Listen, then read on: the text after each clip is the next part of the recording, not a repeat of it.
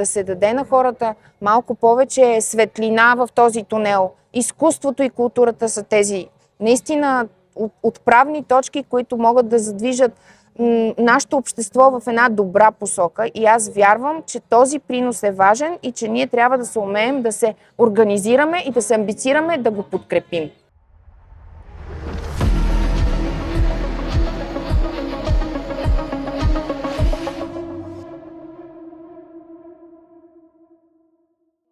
Мрежата на свободата днес ни доведе до София, където се срещаме с актрисата Деси Бакърджиева. Човек на сцената, но и човек с много лична връзка към българската история.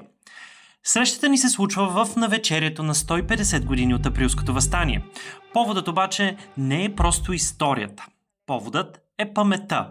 Тяхната семейна и обществена такава. И една недостатъчно позната личност. Нейната прабаба. Тодора Бакърджиева, жена, която е била куриер в тайните мрежи на революцията, която е принасила оръжие, писма, та дори и сабята на Васил Левски, която организирала последната среща на Христо Ботев с майка му. И която парадоксално след това излиза и на сцената, като една от първите български актриси. Днес се срещаме с Деси Бакърджиева, за да говорим не само за миналото, а за връзката между него и нас. Нашата среща днес е така в един специфичен момент, защото се случва на 19 април, в който ние всички излизаме да гласуваме и да упражним нашето право на свобода, но пък се срещаме в контекста на 150 годишнината от Априлското въстание, където сме се борили за тази свобода. Казвам ние, но нашите прадеди са се борили. Конкретно даже твоите, много конкретно казано.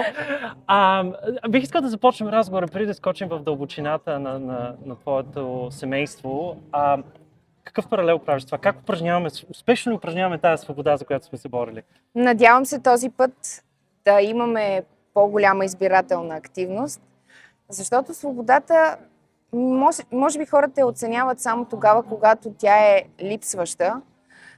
Дълги години ми се струваше, че сме забравили какво означава да си свободен, какво е да усещаш тази любов към родината, родолюбието, какво е отечество, какво е привързаност, какво е носталгия към родината. Тези, за мен, как да кажа, част от живота ни са онези неща, които ние успяваме да ги оценяваме, макар и да сме ги така...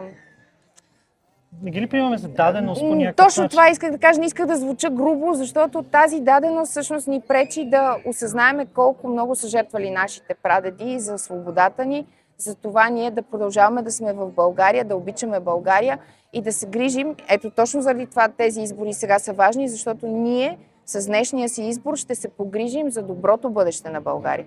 Това е важно за нас, за нашите деца, за да има днес, за да има утре.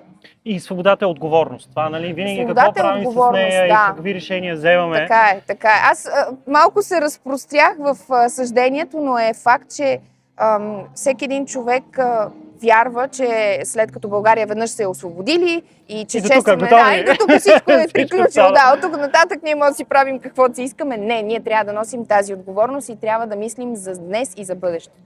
Това е хубавия финал на този голям въпрос, който започнахме, но всички много обичат да си закачат като брошка на ревера, да кажат родолюбие. И нали всичко за родината дават, обаче при тебе родолюбието малко минава през родата.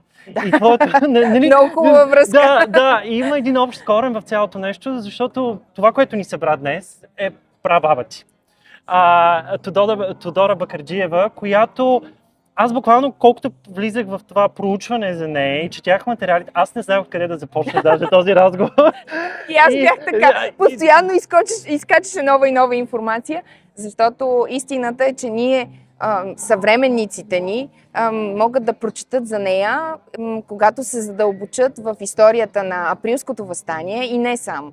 В историята на революционния комитет, в това как се е случило преминаването на Ботев през Дунава, кораба Радецки, срещата му с майка му, срещата с любимата. Пренасенето на сабията на Васил Левски. Да, даже в неговото тефтерче това беше една от последните документи, които успях да видя и да прочета. Той всъщност точно това разказва, точно това описва, че неговите вещи, тъй като са толкова много, трябва да се пренесат не от един, а от няколко човека и изброява освен дъщерята на баба Тонка и моята прапрабаба Тодора. И там има една много интересна случка. Ако ми позволиш, после ще я разкажа. Задължително нямам търпение, защото те това прави много интересни тези примери, малките моменти на героизъм също, които се случват. Но откъде започва историята? Тя откъде е родом? Се мести с семейството си от България? Родом от Казанлък. Баща й е бил много известен търговец. Едно от нещата, с които е търгувал, е розовото масло. Имали са прекрасна къща, в чиято в двора й е била построена чешма лично от Кольо Фичето, която чешма някой успява преди да съборят къщата, да я открадне. Къщата вече не съществува. Малко след като те се пренасят да живеят в Гюргево, защото са били погнати от турските заптиета и от някои местни съграждани, защото са разбрали, че се занимават с подкрепата на революционерите, на революционния комитет и хъшовете в частност. И те за това избягват в Гюргево, купуват тухларната фабрика, сменят си фамилията от Мерашчиеви на Бакърджиеви, за да може да преминат и границата и всичко да е така почти легално. И от Тодорка на Тодора ли става? Тодора, точно така става Тодора Бакърджиева. От Тодорка става не само Бакърджиева, но тя успява и да се омъжи малко след като се преселват в Гюргево за своя първи съпруг. И така да кажем, че легитимират семейната традиция и продължението на рода. Но интересното е, че успявайки да ги подплашат, те всъщност толкова дейно се заемат с подкрепата на революционерите, на цялата тази кампания и финансирането на хъшовете, че дори Иван Вазов пише, че точно в тяхното кафене са се случвали най-големите и най-важните сборища на хъшове, там където Ботев е цитирал за първи път своите стихове, където Левски е разпределял парите, кой какво трябва да направи, за да се случи въстанието, да се случи цялата тази освободителна дейност, борбата. И ти сега спомена хъшовете. Значи, това са много имена, които са ни познати от историята, които са ни познати от литературата. Ще излизат нон-стоп в тази история. Аз заради това някакси гледах и на прабаба ти като на една пресечна точка на толкова много личности. Оказва се, че е така, аз не знаех. И даже, когато мислиш, че с освобождението свършва нейната история, тя продължава тепърва и е много интересно. Първо, ти спомена тухларната Иван Вазов, хъшовете.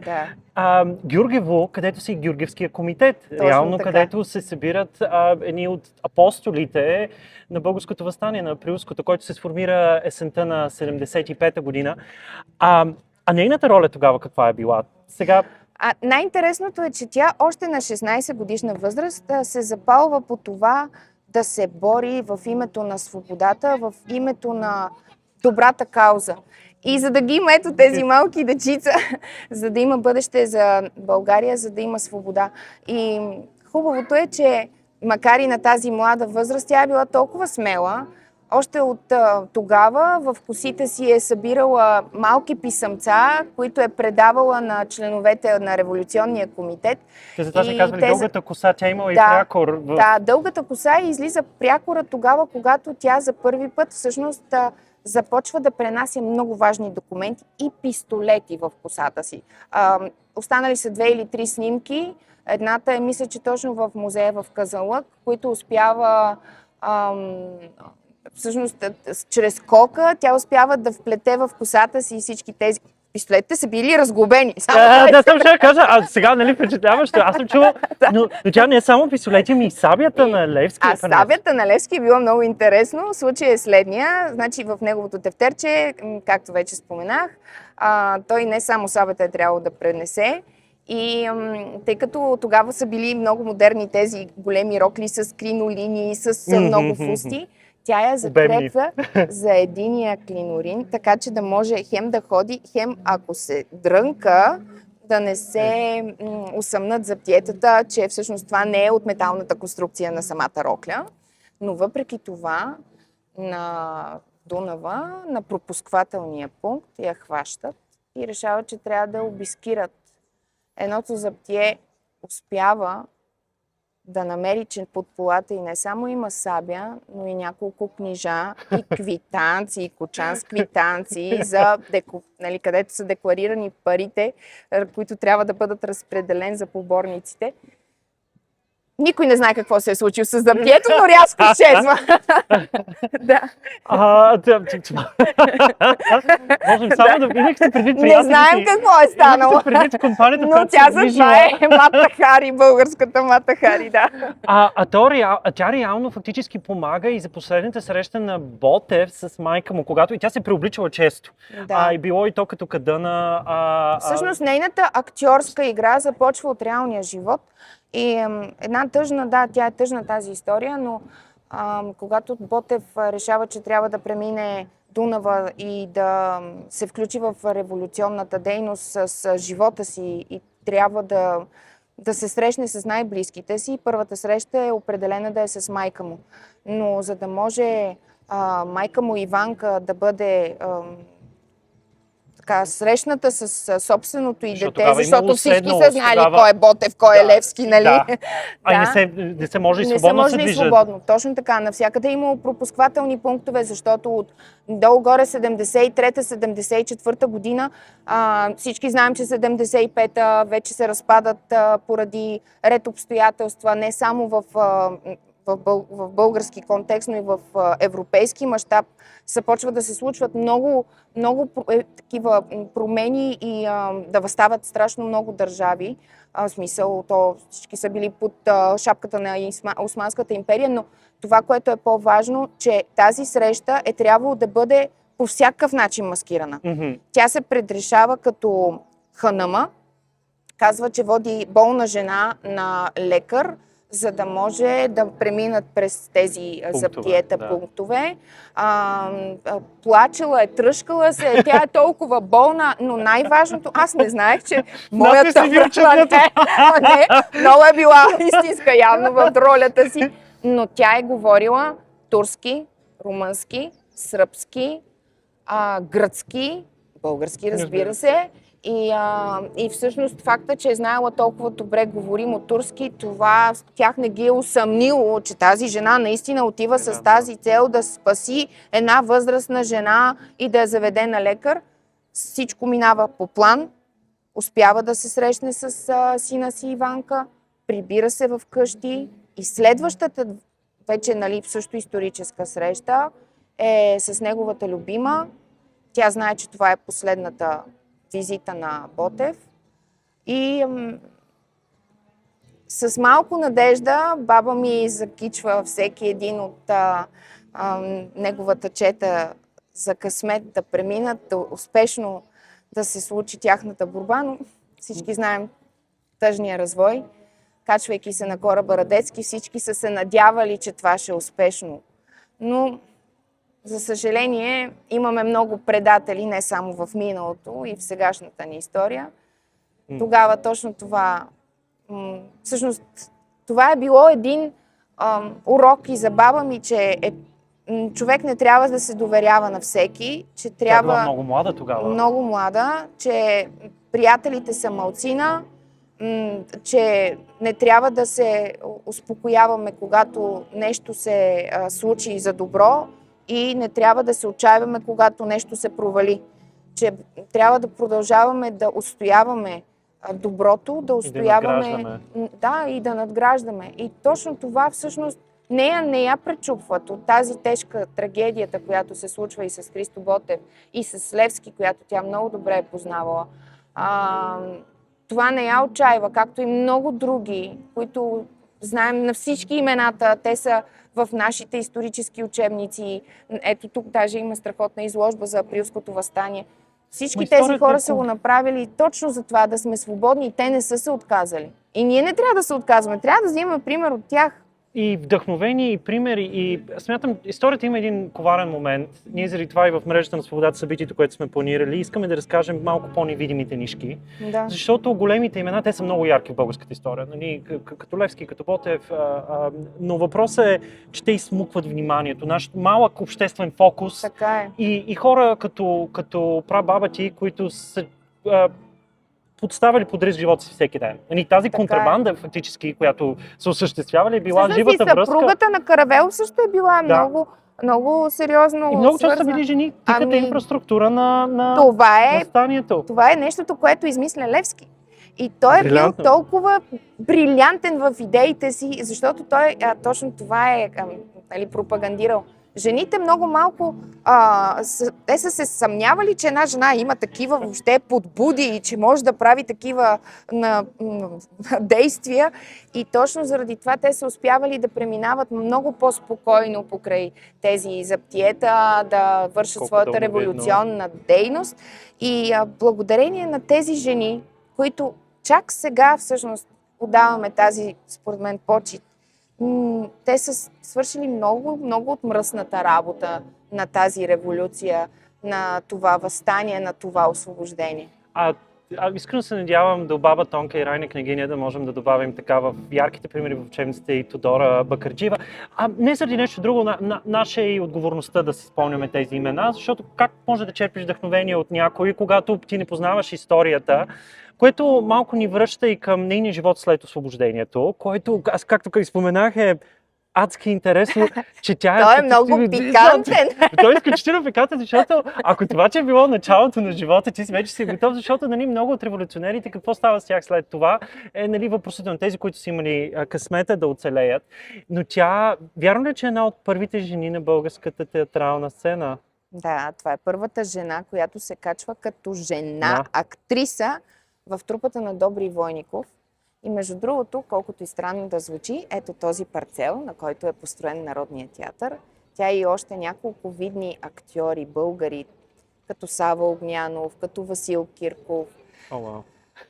Купуват този парцел със собствени средства и го даряват в името на това да бъде изградена последствие тази сграда. Първоначално, всъщност това е парадокс. На 4 декември, това е много интересно, на 4 декември 1878 година, понеже аз съм родена на 4 декември и затова помня датата, отваря врати една барака, грубо казано, която е всъщност първият народен театър. След това се възлага задачата на едни големи архитекти, за да се превърне тази сграда в това светилище, в този храм на изкуството и да изглежда по този красив и фантастичен за мен начин.